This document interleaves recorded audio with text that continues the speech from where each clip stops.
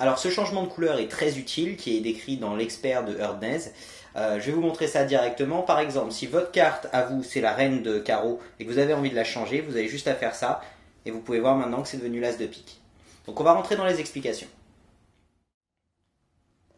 Alors pour le changement de couleur de Erdnase, vous allez devoir tenir votre paquet en position de la donne, en main gauche pour les droitiers. D'accord? Ce qui va se passer en fait, je vais vous le faire à découvert. Normalement on le fait comme ça, mais là je vais vous le faire un peu sur le côté pour que vous puissiez voir exactement ce qui se passe.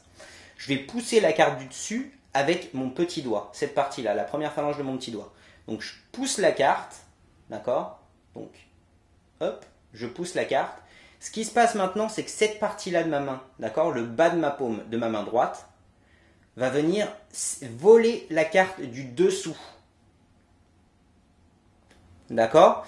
Une fois que j'entends ce petit clic, vous allez entendre un petit clic une fois que les deux cartes passent comme ça.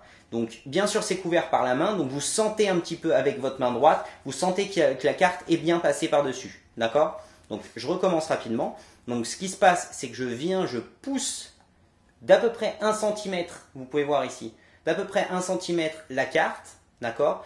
Le bas de la paume, le bas vers la gauche de la paume de ma main droite va venir voler la carte du dessous tout en présentant la première carte, d'accord? Hop, je sens le petit clic. Ce que je vais pouvoir faire, parce que là on est dans cette position là, vous pouvez voir qu'il y a une carte qui dépasse et il y a l'autre carte qui est complètement, qui tient juste par la petite partie ici du paquet, d'accord? Donc bien entendu c'est normalement pas mon petit doigt qui tient cette carte, normalement c'est à peu près cette partie là qui la tient la carte, à peu près comme ça. Et donc là on montre cette carte ici, et là on vient rabattre la carte par-dessus, tout en appuyant avec notre index pour pouvoir rappliquer et réaligner cette carte avec le jeu. Là on vient la placer, et là on peut frotter pour donner un petit effet magique.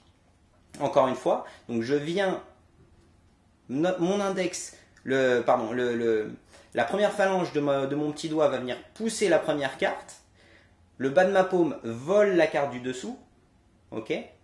Je sens le petit clic, voilà, et là je vais pouvoir appuyer avec mon index de la main gauche et venir remettre la carte par-dessus avec ma main droite, tout ça en même temps. Voilà, une fois que je sens que les deux sont alignés, je peux faire un petit mouvement magique et voilà, le changement a été fait. Voilà, hop, je pousse, je montre et je le remets. Ok? Une dernière fois, encore une fois. Ce que je vais faire, c'est que je pousse, je montre, et la carte est changée. Alors juste un petit conseil par rapport à ce changement de couleur. Ce qu'on veut faire, c'est premièrement, quand on va montrer la carte du spectateur, en fait, on ne veut pas la montrer d'abord et ensuite faire notre changement de couleur. D'accord? Parce que dans ce cas-là, en fait, la raison pour laquelle on fait ce mouvement-là n'est pas claire. D'accord? Donc, par contre, si on montre le dos des cartes au début au spectateur et que en se retournant pour lui montrer pour la première fois, on fait ce geste, pour la seule fois qu'il voit sa carte, ou alors ce qui n'est pas encore sa carte, c'est le moment où on se trouve comme ça. Et bien entendu, à ce moment-là, c'est déjà à moitié fini. Ok? Et donc là, on n'a plus qu'à rabattre, et voilà, c'est passé bien mieux. Encore une fois, donc on ne montre pas la carte une fois, on se tourne et on lui montre la carte une fois que le mouvement est pratiquement fini. On a juste à faire le changement et voilà.